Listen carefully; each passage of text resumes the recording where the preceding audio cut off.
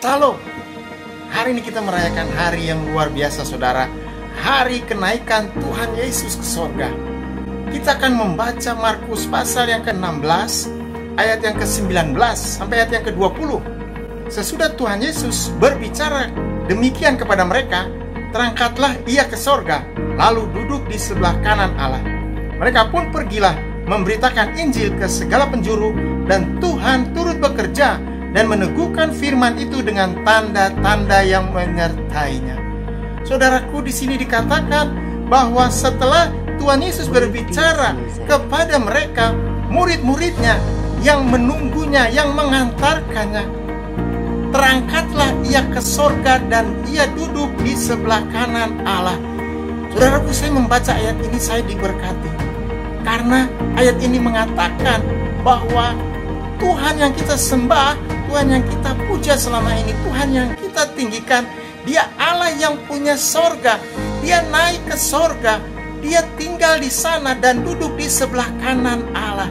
Dia memerintah dari sana, Dia melihat anak-anaknya, Dia memperhatikan mereka, Dia peduli kepada mereka, dan Dia memberkati mereka. Saudaraku yang kekasih, apa yang Tuhan Yesus lakukan kepada kita itu adalah sebuah hal yang luar biasa. Dia rela mati buat kita, mencucurkan darahnya, memberikan hidupnya, dan sekarang Dia naik ke sorga. Dan kata-kata yang sama dikatakan oleh malaikat ketika semua orang menatap Dia naik ke sorga, bahwa Yesus ini yang terangkat ke sorga akan datang dengan cara yang sama seperti kamu melihat Dia naik ke sorga. Saudaraku yang kekasih, berarti ada janji Tuhan, ada perkataan Tuhan yang akan digenapi. Ini adalah perkataan Tuhan Yesus yang terakhir, janji yang terakhir. Sebelum Dia naik ke sorga, Dia akan datang kembali untuk menjemput saudara dan saya, orang-orang yang percaya, untuk bersama-sama dengan Dia tinggal di sorga. Saudaraku yang kekasih, kita percaya kepada Tuhan yang berjanji dan menggenapinya. Apa yang dilakukan oleh Tuhan Yesus di dunia ini, Dia sudah menggenapi semua yang dikatakan oleh nabi-nabi, nubuat-nubuat itu. Digenapi semuanya di dalam pengorbanannya, di dalam kebangkitannya.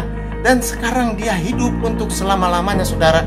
Dan janji kedatangan yang kedua kali itu adalah janji yang luar biasa, janji yang pasti akan digenapi. Kalau Dia bisa datang sebagai manusia, kalau Dia bisa melayani kita, kalau Dia bisa mati, kalau Dia bisa bangkit, Dia bisa hidup, juga bisa datang untuk menjemput kita, saudara. Karena buat Tuhan Yesus itu adalah perkara yang mudah, perkara yang biasa untuk menjemput anak-anaknya. Buat kita itu adalah berita yang luar biasa. Saudaraku yang kekasih, di hari kenaikan yang luar biasa ini, kita percaya kepada Tuhan yang hidup untuk selama-lamanya, naik ke sorga, dan akan datang untuk yang kedua kali menjemput saudara dan saya. Itu adalah janji yang luar biasa, dan itu pasti digenapi. Saudaraku yang kekasih, pertanyaannya, apa yang harus kita lakukan menjelang kedatangan Tuhan yang kedua kali? Yang pertama, kita harus hidup dekat dengan Tuhan. Kita harus mengandalkan Tuhan.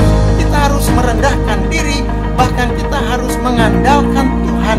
Hidup di dalam kasih-Nya, tinggal di dalamnya, berakar, bertumbuh, dan berbuah lebat sampai pada hari kedatangannya yang kedua kali.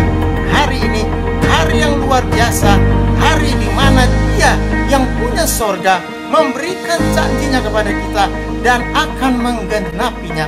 Orang-orang yang mendengarkannya, orang-orang yang percaya, orang-orang yang beriman, orang-orang yang bertahan sampai akhir, sekalipun masalah, pergumulan berat, wabah, penyakit yang berat.